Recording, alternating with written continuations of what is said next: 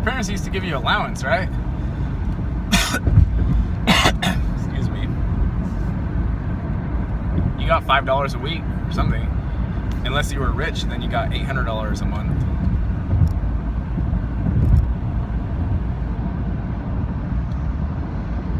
Unless you were really rich, then you got $800 a week.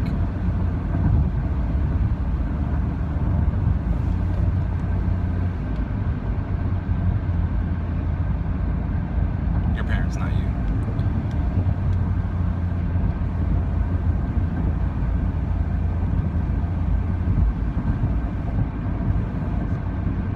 That's my idea of true love. Allowance. You give everybody their allowance. That's it.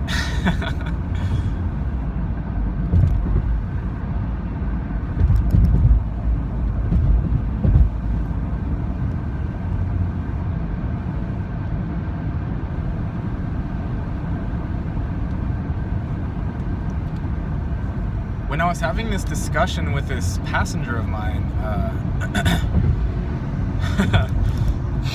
on the concept of what to do if somebody announces themselves as a collective, and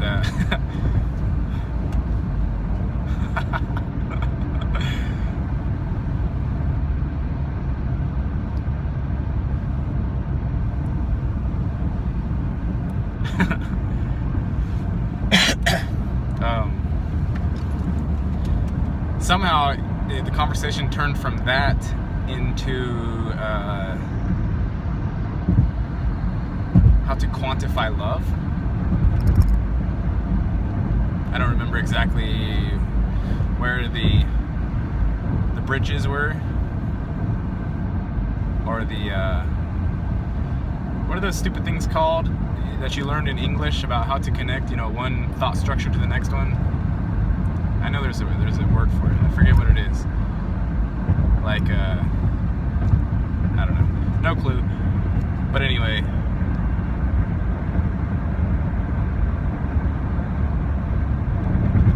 we got onto the topic of quantifying love because she told me that she managed people, and it was for some boring money thing deal.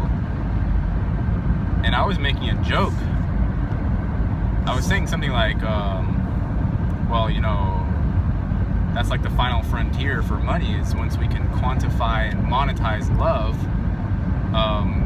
we'll be like, we have arrived at that point. We're like in heaven or something. Of course, I was just joking and being super sarcastic like always, but she was actually like, she was like, yeah, I was telling her, Facebook is attempting, they're doing a superficial, a perfunctory swipe at it with their likes, right? That's a quantification of love. And they're already monetizing it, which is it is what it is. I take no stance on that, but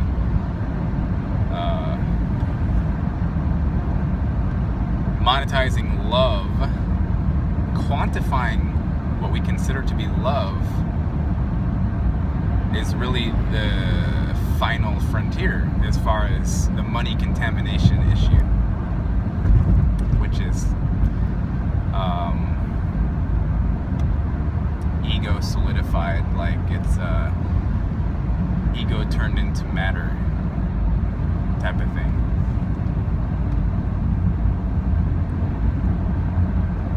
Because we all know we need love. We need it, whatever we think it is, we know the feeling, and we all need a certain amount of it. So if we can quantify that and create scarcity surrounding that, then yeah, we can make it really even more super ugly than it already is. And that's what we're trying to do. So, have at it.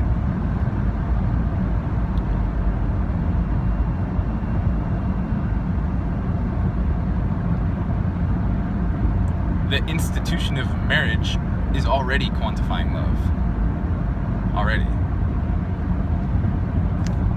It's quantifying love, responsibility, and commitment, and monetizing it.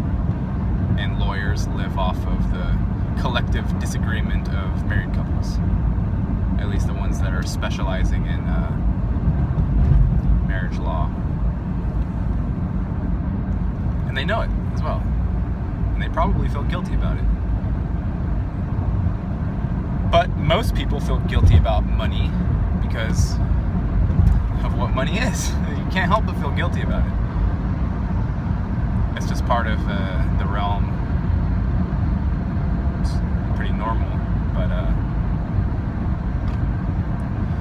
to me, love,